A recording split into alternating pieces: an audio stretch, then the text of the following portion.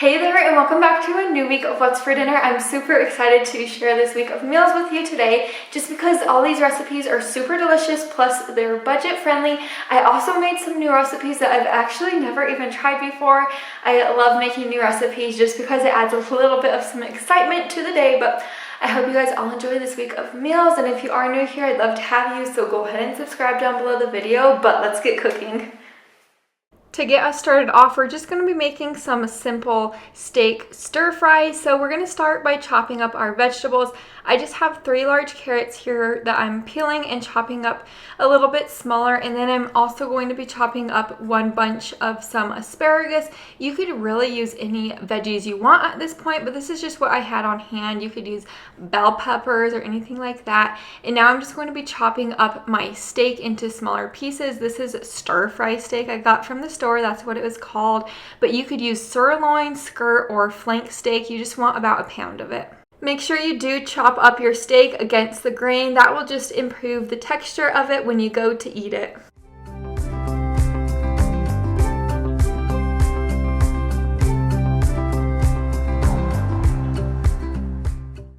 I have my cast iron skillet heated up to medium heat with a tablespoon of some olive oil in it. And now I'm just adding our steak, and I'm going to cook that up on each side. You could do this either in batches or however you prefer. I just never have time to do it in batches. I'm just seasoning it with a little bit of salt and pepper. If you don't have a cast iron skillet, don't you worry. You could just do this on a normal old frying pan and it will still turn out delicious.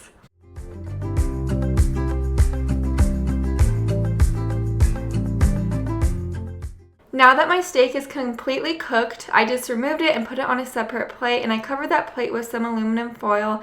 And now on the same skillet, I'm just adding another tablespoon of some olive oil, and then I'm adding in our carrots and asparagus, and I'm just going to stir this around and let that cook up and let those veggies get a little bit softer. Now that my carrots and asparagus are a little bit softer, I'm just adding in a cup of some frozen broccoli along with a half a cup of some frozen green beans. And then I'm adding in about 3 cloves of garlic, and I'm just stirring this up for about 3 minutes.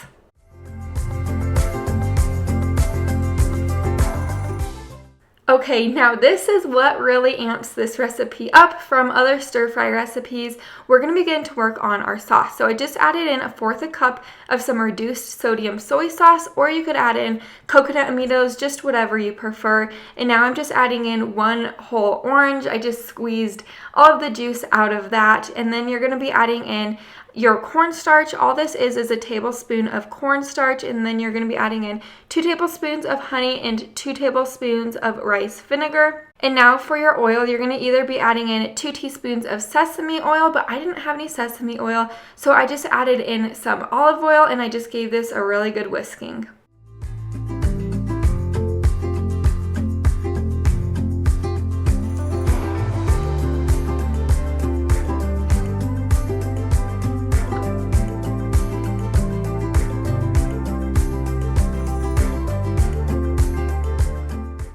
Now that I have all my veggies soft the way I like them to be, I'm just adding back in our steak along with all of that yummy sauce that we just made, and I'm just going to be stirring this around on a medium-low heat until the sauce begins to thicken up.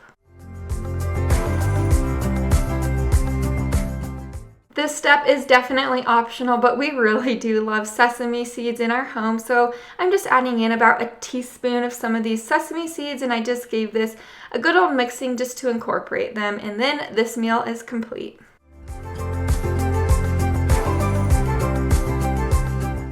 Here is my plate. I just served it on a bed of some white rice, and I cannot even begin to tell you how much I love this. This was my favorite stir fry recipe ever. I just think that sauce was amazing. You could even try this sauce with shrimp or some chicken, and it would be perfect. This one is for all of my meatless meal friends out there. We are making some Parmesan spinach mushroom pasta. So to begin, we're just going to be cooking up 14 ounces of farfalle pasta. I know I said that wrong, but I just got that cooking up in some boiling water. And now we're going to begin chopping up our mushrooms. I just have 1 carton of mushrooms that I'm just chopping up into smaller pieces. This is white mushrooms. Over here on my saucepan, I have 2 tablespoons of olive oil warmed up. I do have my heat at an 8 temperature. Mushrooms cook best on a really, really high heat. So they cook really fast on a high heat and they just turn out perfect in my opinion. So I do suggest cooking them on a very high heat, but just keep an eye on them, of course, and stir them frequently. And now once those mushrooms are to my liking, very soft, I just added in 2 cloves of garlic and I made sure to stir this very quickly because garlic does burn. And now I'm just going to be adding in my vegetable broth. It is just a half a cup of that broth, and I just let this simmer on my stove for about 3 minutes just to reduce down a little bit. And now I'm just going to be adding in my spinach. This is just 10 ounces of fresh spinach that I cleaned very well, and I'm just going to let this spinach wilt down. Now that my spinach is starting to wilt down, I'm just adding a little bit of some salt and pepper to taste, along with a teaspoon of some Italian seasoning for some extra flavor.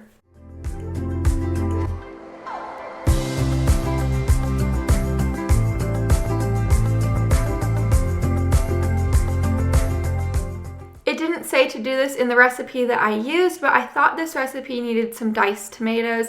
So I added a 14.5 ounce can of these diced tomatoes. I did drain them first so they didn't have their juices in it. But anyways, I just stirred that to combine. I drained our pasta and now I'm just adding in our cup of some Parmesan cheese, and I'm gonna let that Parmesan cheese melt down. Of course, I'm going to be completely honest with you with every little imperfection I find, but the Parmesan cheese wasn't quite melting down to the way that this recipe said it was, so that was a little bit of a bummer that I found.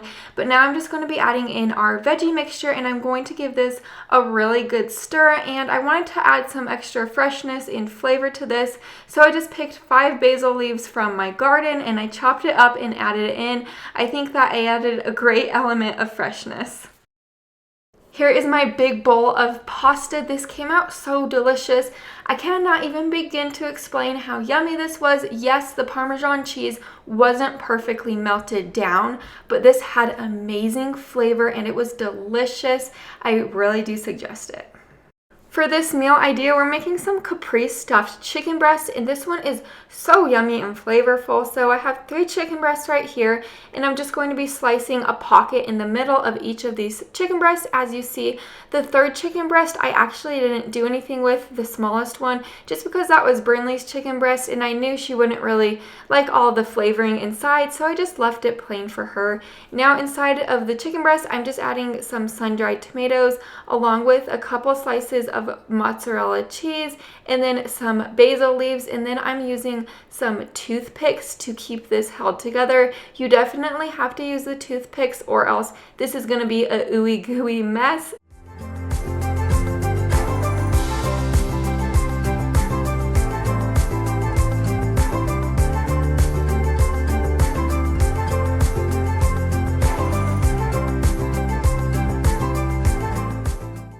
Now that I stuffed all of our chicken, I have my cast iron skillet. I have about a tablespoon of some olive oil in there, and we're just going to be browning each side of these chicken breasts. You're not going to cook them completely through. You're just wanting to brown them. So now to add some extra flavor, I'm just sprinkling a little bit of some basil and some oregano on top.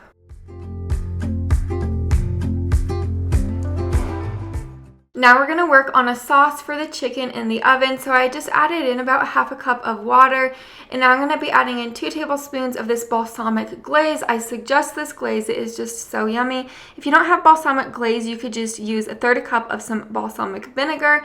And now I'm just going to be squeezing in my 4 cloves of garlic, and I'm just going to give this a whisk, and that is it. Now that my chicken is browned on both sides, I'm just pouring this delicious glaze on top, and this is going to go into a preheated oven to 350 degrees for about 20 minutes or until it reaches the internal temperature of 165 degrees. If you don't have a cast iron skillet, just use a baking dish and it will come out fine. Right out of the oven, I'm just putting some more mozzarella cheese on top, along with some more fresh basil and some cherry tomatoes, and then more of our yummy balsamic glaze. Like I said before, I do suggest this glaze. It is just so good. I put it on everything. I found it at Walmart, and that is it. It is ready to serve. I just served mine with some sudden leaf salad. This was such a delicious meal. It had so much flavor, but yeah, it was just super simple to make. This one was a total hit for our family. Now it is time to make some lemon chicken and some lentil salad. We're going to start on the lentil salad first, just because it has to be chilled in the refrigerator for a little while. Into my pot, I added 1 cup of uncooked lentils. I did rinse these lentils first. And now I'm going to be adding in 3.5 cups of some chicken broth. You could also use veggie broth or water, just whatever your preference is, but adding a broth will give it more flavor. I just brought this up to a boil, then I turned it down to a low simmer for about 35 to 40 minutes, or until my lentils were completely cooked. Just keep an eye on them because sometimes my water boils over when I cook lentils. Yes, I'm admitting that. But over to my bowl, I'm adding my lentils once they were cooled down for a little while. And here is the type of lentils I like. I like them a tad bit overcooked, I guess you could say. I just don't care for them undercooked. I stuck this in my refrigerator for about an hour to chill completely. Here we are an hour later. I'm just going to be working on our dressing for our lentil salad. I'm adding in 3 tablespoons of olive oil to this bowl, along with 2 tablespoons of freshly squeezed lemon juice. I just added in a half of a lemon and called it good.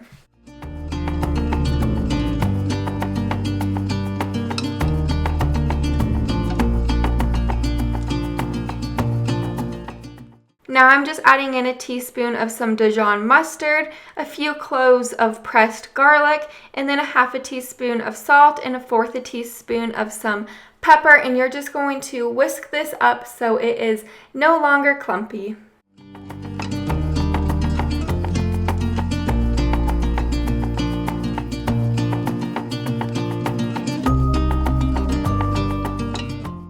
The veggies that I chose to use for the salad was about a half of a red onion diced up, and then about 8 basil leaves. These basil leaves will give it so much flavor. I did chop them kind of thicker than I wanted them to be, so if you do choose to use some basil leaves, just make sure you chop them a little bit smaller. You could also use mint leaves, and that will also be delicious. Fresh herbs always taste yummy in salads. I just chopped up a half of an English cucumber and about a fourth a cup of some sun-dried tomatoes, and I just added that all into this bowl with our lentils.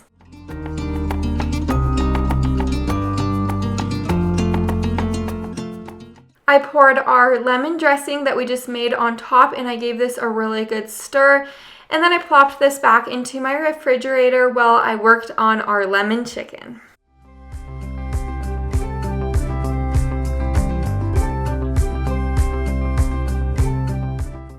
To make the lemon chicken, we're going to start working on our sauce first. So into this bowl, I'm adding in a third a cup of some chicken broth, and you're going to want 4 tablespoons of some fresh lemon juice. I just squeezed in 1 whole lemon because we really like lemon in this home.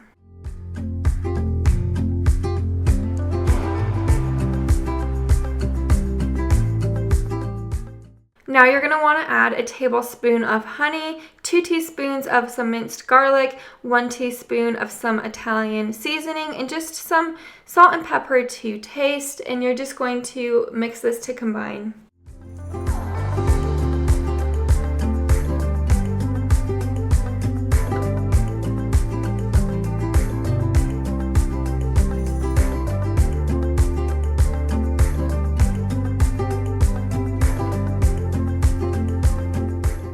Here are my chicken breasts. I just chose to use 4 chicken breasts. I did brown them on my skillet beforehand.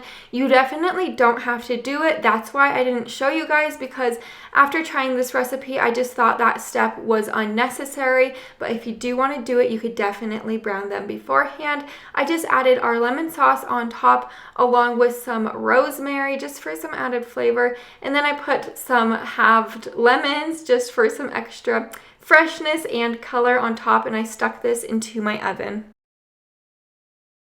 Here is my dinner. This came out really delicious. The lentil salad blew my mind. It just had so much flavor in it. Plus, lentils are just super healthy, and we really do like to eat them in our home, and that chicken was also so yummy. You are definitely in for a treat on this one. We are making some cream cheese filled pumpkin bread. We're going to start on our cream cheese filling first. I have 8 ounces of softened cream cheese in my bowl. You do want to make sure that this cream cheese is softened. It does make a difference. Next, you're going to be adding in half a cup of sugar, a teaspoon of all-purpose flour, 1 egg, and a teaspoon of vanilla along with it. And then you're just going to beat this all together until it gets creamy. It did take me a little while for it to get creamy. I'd say about 4 minutes, but you got to just keep doing it. It's worth it. I set that aside, and now we're going to work on our dry ingredients. I'm adding 1 2/3 cup of some all-purpose flour to my bowl, along with a teaspoon of some baking soda, a half a teaspoon of salt, a teaspoon of cinnamon, a half a teaspoon of nutmeg, and then a half a teaspoon of some pumpkin pie spice. And you're just going to whisk all of this together. I also added a little shake of some cloves because we like cloves, but you definitely don't have to if you don't want to.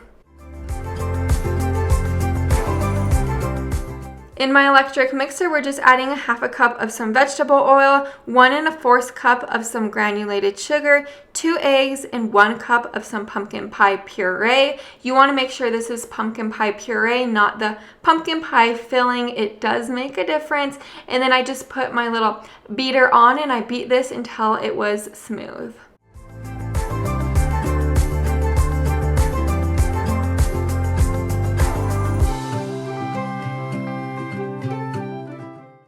Now that everything is beat together, I'm going to start slowly adding in our dry ingredients.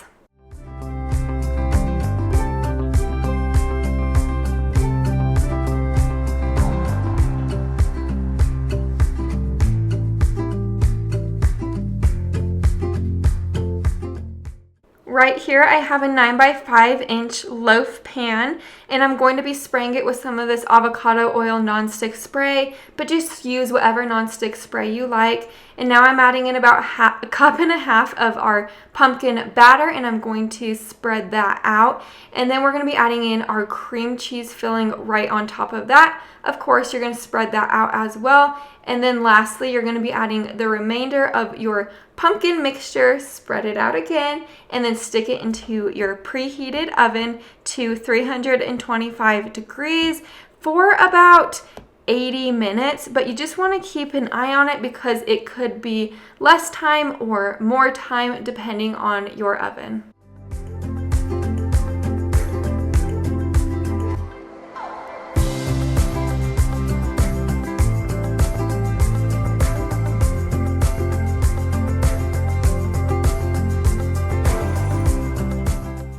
Here is my pumpkin loaf out of the oven. I did let this chill completely before cutting into it. I actually made it the night before and let it chill overnight, so it was perfectly chill. Anyways, this came out really yummy. My whole family enjoyed it.